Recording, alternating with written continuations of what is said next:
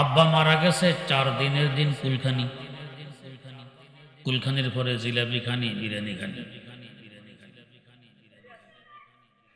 অনেকে এভাবে হঠাৎ করে এসে, হুজুর চলেন। কোথায় চলবো?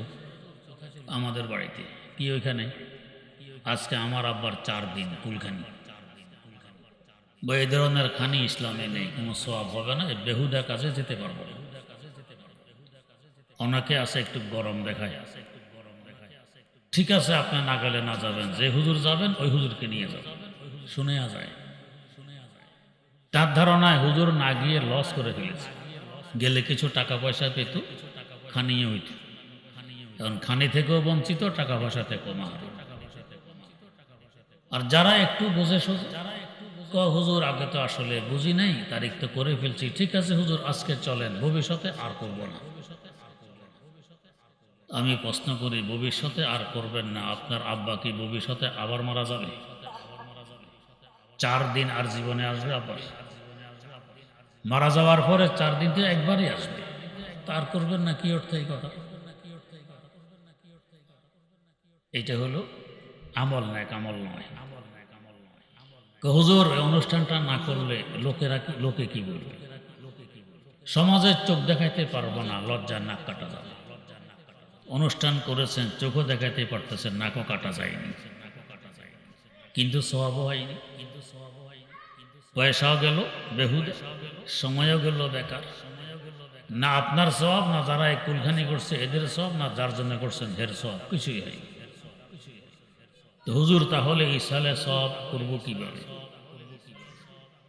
ইসালে সওয়াব করবেন সামর্থ্য অনুপাতে, দান খয়রাত করুন, মসজিদে দান করুন, মাদ্রাসায় করুন, গরিব দুঃখীকে করুন, তালেবুল আলেমকে করুন, সওয়াব পৌঁছবে।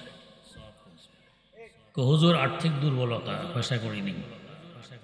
তো না থাকলে না থাকুক, কোরআন শরীফ তেলাওয়াত করুন, আব্বার ইসালে সওয়াবের নিয়তে সওয়াব পৌঁছবে। হুজুর মূর্খ মানুষ, তেলাওয়াত জানি না। কোন মুসলমান আছে যে বিসমিল্লাহ পড়তে পারেন? এটাই পড়তে থাকুন, বিসমিল্লাহির রহমানির রহিম, বারবার পড়ুন। 19টি অক্ষর, বিনা অজুতেও যদি পড়েন এক একটি অক্ষরে 10 নেকি, 19 অক্ষরে 190 নেকি আব্বার কাছে পৌঁছবে। হুজুর বিসমিল্লাহর মধ্যে হা আসে 2 বার, হলকের মধ্যখান থেকে উচ্চারণ করতে হয়, এটাও আমি পারি না। তো এটাও বাদ দেন, শুধু বিসমিল্লাহ বিসমিল্লাহ বিসমিল্লাহ, এটা তো পারে। এখানে তো আর হা নেই। এই সওয়াবটা পৌঁছবে আপনার আব্বার কাছে। এটা হলো নেক আমল, জান্নাতে পৌঁছার দেহ। 2 নম্বর লাগবে জান। জান কি? জান হলো ঈমান। ঈমানবিহীন আমল জানহীন আমল। ঈমান নেই, কয়েক লক্ষ রাকাত নামাজ পড়ছেন, আধা রাকাত নামাজ কবুল হবে? ঈমান নেই, রোজা রাখতেছেন, আধা পয়সার সওয়াব হবে? হবে না। জান হলো ঈমান। 3 নম্বর লাগবে শক্তি। শক্তি কি? শক্তি হলো এহসান। এহসান কাকে বলে? বুখারী শরীফের প্রসিদ্ধতম একটি হাদিস, হাদিসে জিবরিল। একদিন হযরত জিবরিল আমিন আলাইহিস সালাম দরবারে নবুয়তে এসে কয়েকটি প্রশ্ন করবেন। একটি প্রশ্ন ছিল মাল এহসান, ও নবী এহসান কি? নবী করিম সাল্লাল্লাহু আলাইহি ওয়াসাল্লাম জবাব দিলেন, এহসান হলো আন তা'বুদাল্লাহা কাআন্নাকা তারাহু ফাইন লাম তাকুন তারাহু ফাইন্নাহু ইয়ারাক। এমন ভাবে ইবাদত করার নাম হলো এহসান, যে যার ইবাদত তুমি করছো যেন তাকে দেখে দেখে ইবাদত করতেছো। এই ভাবসাব নিয়ে ইবাদত করার নাম এহসান। এই ভাব আমার মধ্যে আসবে কিভাবে? যেন আমি তাকে দেখতেছি। এই ভাব আসবে 2 তরিকায়। এক তরিকা কাসরতে জিকির, অধিক হারে আল্লাহর জিকির করা। যত বেশি জিকির করব ততই মনে হবে যেন আমি তাকে দেখতেছি। হাকিমুল উম্মত মুজাদ্দিদুল মিল্লাত হযরত শাহ আশরাফ আলী থানভী রাহমাতুল্লাহ আলাইহি আল ইফতার মধ্যে উল্লেখ করেছেন, এক ব্যক্তি মুরিদ হয়েছে পীর সাহেবের কাছে। পীর সাহেব জিকির দেন, ওজিফা দেন, ওর মন বসে না। দিলেই হুজুর এগুলিতে আমার মন বসে না। হুজুর ছিলেন বিজ্ঞ। জিজ্ঞেস করলেন, তুমি সবচেয়ে বেশি কাকে ভালোবাসো? জবাব দেয়, হুজুর আমার একটি মহিষ আছে, আমি এই মহিষকে সবচেয়ে বেশি ভালোবাসি। দুনিয়াতে আর কিছু পাইনি ভালোবাসতে, মহিষকে ভালোবাসি।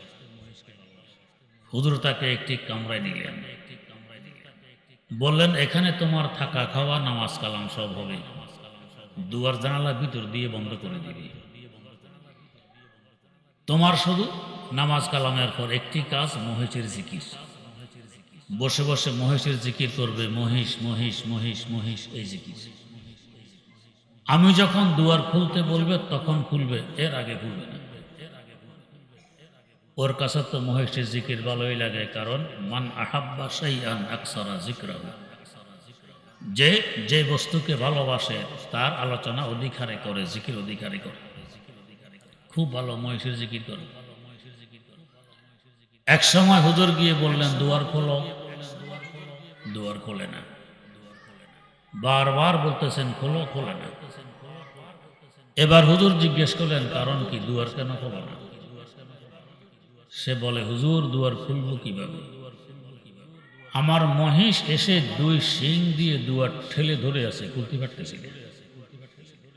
আসলে কিন্তু মহিষ কামরার ভিতরে নেই। অধিক হারে মহিষের জিকিরের কারণে অবস্থা এমন হয়ে গেছে, সে যেন দেখতেছে মহিষ শিং দিয়ে দুয়ার ঠেলে ধরে আছে। দুনিয়ার সামান্যতম একটি মাখলুক মহিষ। অধিক হারে এর জিকিরে যদি এই প্রভাব হয়, সে দেখে মহিষ শিং দিয়ে দুয়ার ঠেলে ধরে আছে। গোটা কায়নাতের সৃষ্টিকর্তা আল্লাহ রাব্বুল আলামিনের জিকিরের প্রভাব কি পরিমাণ হবে চিন্তা করুন। অধিক হারে তার জিকির করলে মনে হবে যেন আমি তাকে দেখতেছি। এই অবস্থাকে বলে মাকামে শুহুদ, এটা ইহসান। দ্বিতীয় পন্থা, দ্বিতীয় তরিকা, কিভাবে আমার এই অবস্থা হয়? একজন হক্কানি বুজুর্গের সান্নিধ্যে গিয়ে তার জুতা সোজা করার মাধ্যমে নিজের আমিত্বকে বিসর্জন দিতে পারলে এই অবস্থা হবে। তাই বুজুর্গানের দিন বলেন, পর্দা এ হাসতি আগার সুজি বনা রে লা ইলাহ, পর্দা এ হাসতি আগার সুজি বনা রে লা ইলাহ, আজমা বে পর্দা বিনি নূরে ইল্লাল্লাহ রা, আজমা বে পর্দা বিনি নূরে ইল্লাল্লাহ রা।